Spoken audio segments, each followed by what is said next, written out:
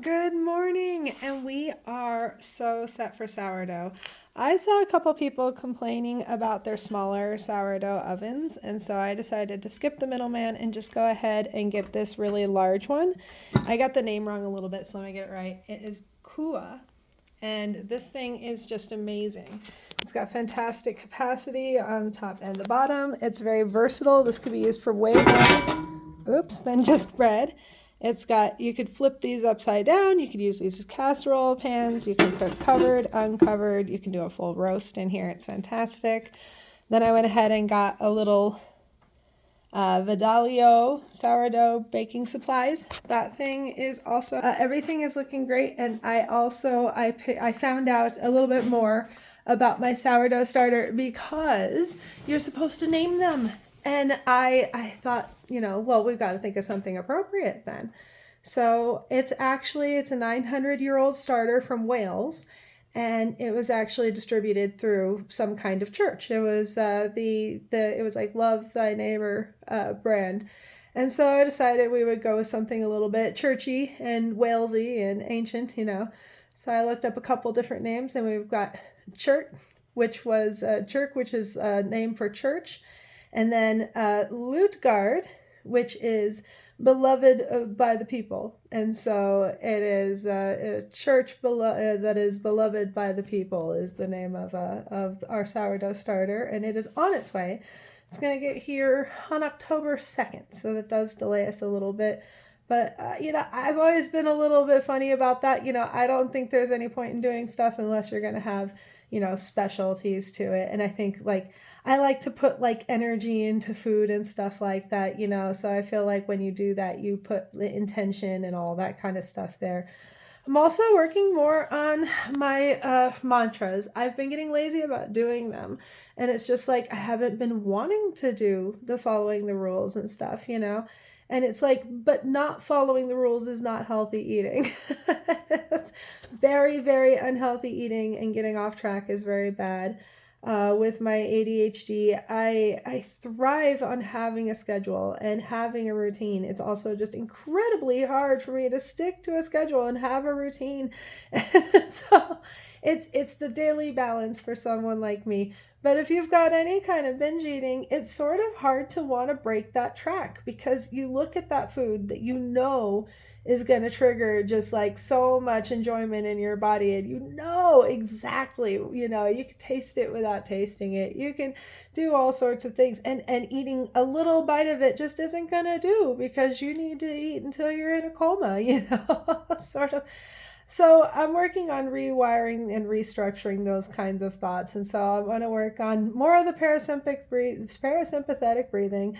I'm still focused on making sure I do my yoga every day. We're still doing the carb tests, but right now it's like the week before my period, and I've been eating kind of extra, so I'm not counting that against the carbs. I'm focused on getting back into my mindset, the routines, the eating patterns that I want, and just keep focusing on returning to that. It's sort of like an ADHD cleaning technique that they have, that works pretty well for me, where you just have something that you want to clean, and you just keep going back to that spot over and over and over again, no matter how many times you get distracted, how many times you get pulled away. You just keep going back to the spot. And sometimes part of it's just knowing yourself. For me, I've got a condition that just makes me more impulsive. I'm just more likely to follow those cravings, and so I've got to pretty much constantly be working on the other side of that, staying consistent with my workouts, and eating, to a nice lower level. I'm not a person who should eat to a 7 or an 8 consistently, because that'll turn into me eating to a 12 or a 15. If I eat to a 3 and a 5, it'll eventually start creeping up to a 7 or 8. And if I do a fast, I can get back to those 3 and 5s again. So for me, it is about, just knowing myself, knowing my cycles, pulling myself back from the line, not getting stressed out about those things, because it's just kind of natural for me.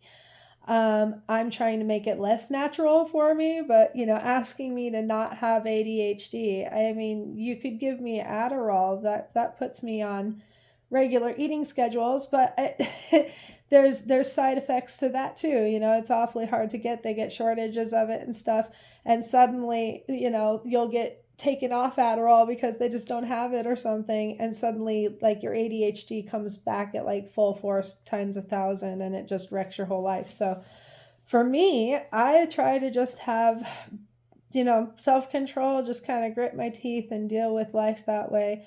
I feel very fortunate that I can grasp at that straw. It might only be one straw, but it's a strong one. It's fireproof.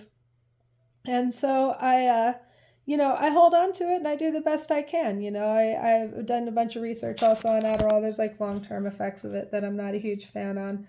And so, I just kind of try to raw dog it through life and make sure I get everything taken care of as best I can. Does that mean it's going to be perfect?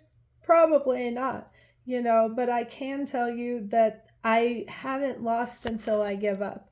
And as long as I keep trying, I am winning a little bit because I'm not losing. So cheers to that idea. Good luck to you in your endeavors. And if you're having some fatigue, try doing your mantras before you need them.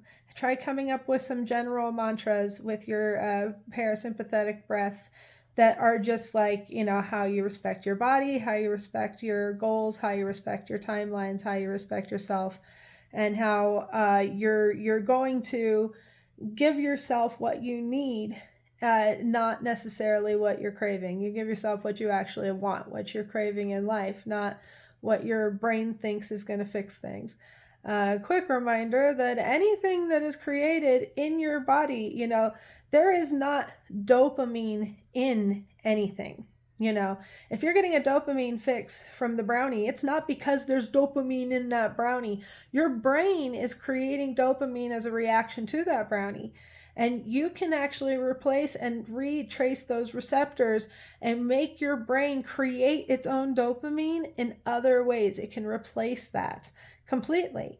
The brownie doesn't give you dopamine, not even one little bit. It just triggers it in your brain. You can create dopamine in your own brain with your own thoughts, with your own, exercise can do just as much as any kind of brownie ever can, and certainly accomplishments. So cheers to our future accomplishments, and I will get there.